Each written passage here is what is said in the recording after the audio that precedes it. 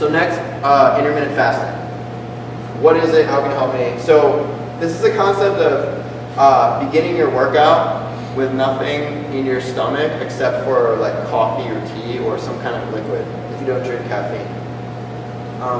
And you consume all your food within that single day, that single 24-hour period in a 6-hour window. So you would only eat like, maybe you would have, 1 to 3 meals within that 6-hour window, depending on your activity level and your need. Basically, once you get in tune, your body knows what it needs. It craves things. Until you've eaten really clean paleo diet for a while, your body's out of whack and you're going to be like, I'm craving pizza. That doesn't really happen. I don't crave pizza. I don't really crave bad carbohydrates. I just don't. It's because I've eaten clean for a while and I've cleared out all these cravings. You crave what's in your bloodstream. So that's something to keep in mind when we're making food decisions. I will crave this tomorrow. So this way we're not stuck in repetitive cycles, right? We can break our repetitive addictive cycles through having that awareness. And the pros to intermittent fasting, this is something I encourage you to experiment with. If you're a 90-pound girl who has trouble keeping weight on, I would say don't experiment with it. If you're really deficient and you're trying to like build blood and build chi, don't experiment with it. If you're injured, don't experiment with it. But if you're already in a place of decent health and you're somebody who doing it every once in a while. You don't have to do it every day, but it's something worth exploring. So the pros to this would be it cleans your digestive system. It increases longevity and anti-aging. Stimulates the lymphatic system, which also cleans the digestive system and cleans toxins out of your body. And it boosts human growth hormone, as well as regulates blood lipid levels and clears the mind. You get really clear-minded when you do this. I don't think about it anymore, like I just kind of do, from a place of just feeling. So for me, it's like every morning I try and skate through as much of my day without having solid food. I drink lemon sea salt water when I get up. I get on a meditation and I take some reishi herbs and some great Chinese tonic herbs that are good for calmness and centeredness, and then I go sit on my meditation pillow for half an hour. Then I go and I make myself a cup of coffee or a yerba mate tea or whatever kind of caffeine I'm experimenting or circulating with.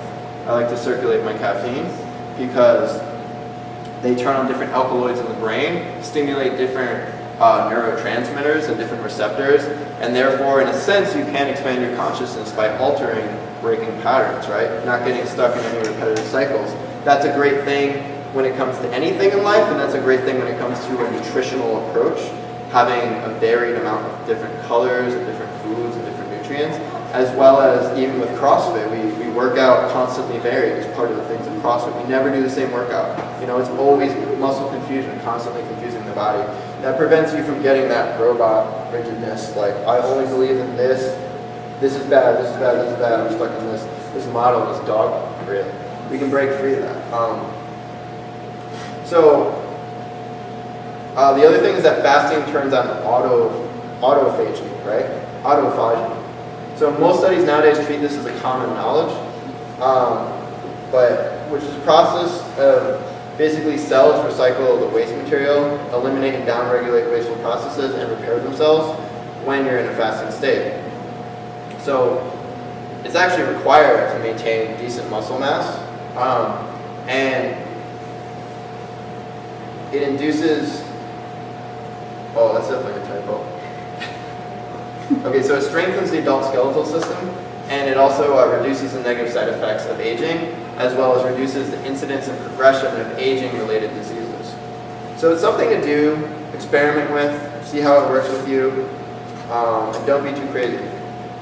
Let's talk about joints. Joints is one of the number one supplements I recommend for joint protection as an athlete, or really anybody who's interested in creating more flexibility, softer tissue, higher quality skin, nails, and hair, is MSM. MSM is like my all-time favorite connective tissue strengthener, and it's so good for the body for so many reasons, which we're going to talk about. MSM stands for menthol sulfonylmethane. So basically what it is, it's naturally occurring sulfur compound found in all vertebrates, including humans.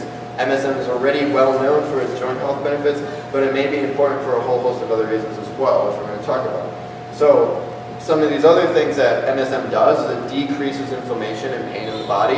It's been used by post-surgery recovery to break frozen scar tissue, to loosen up the joints and the muscles, and as a natural pain reliever. So it's completely okay to take. It prevents allergies. It has beautifying qualities, right? So it helps your hair grow faster with a better gleam, stronger nails, softer skin, and more loose skin. Loose skin, not in like a flabby, loose way, but loose skin like, it bounces back. It's tight and it's firm, but it's loose, and you can pull on it and it doesn't hurt. It also heals scar tissue. As an athlete, you're going to get some kind of scar tissue at some point, and if it doesn't heal properly, you're going to have systematic inflammation and pain for the rest of your life. I have a rod in my knee, and I have a massive scar that goes from my knee to my hip, and I still have massive amounts of scar tissue in my life. The fact that I can even squat is a miracle. And I spent like a year basically running around in crutches and being in a lot of pain. And MSM was a huge part of my recovery. There was a period of time where I was in so much pain every day from my I had a bone tumor basically cut out of my femur bone when I was 21. And it was a non-cancerous bone tumor. But it was a product of eating a standard American diet and not being aware of food allergies. Like, I wasn't aware that I was allergic to gluten and dairy and all these horrible things that most people are probably allergic to. And even if you're not allergic to it and your system can somehow handle it, doesn't mean it's good for you. The other thing that MSM does is it detoxifies the liver and it cleans out mold accumulation.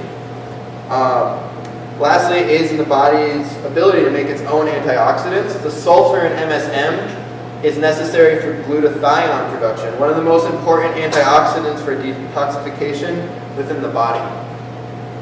This is not something you want to add to recipes or food or smoothies because it tastes horrible. I recommend squeezing a lemon into water and just mixing a few spoonfuls of it.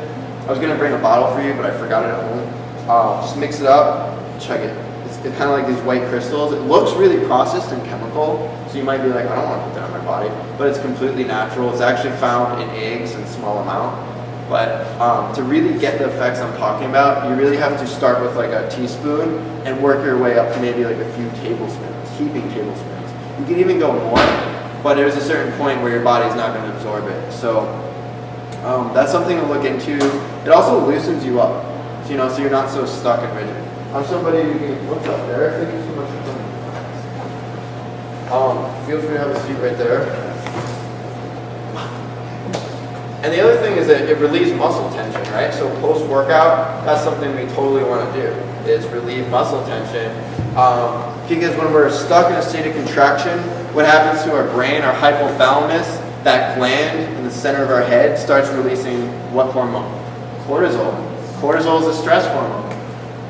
Stress hormone cortisol inhibits human growth hormone secretion and also inhibits testosterone, right? Therefore inhibits testosterone.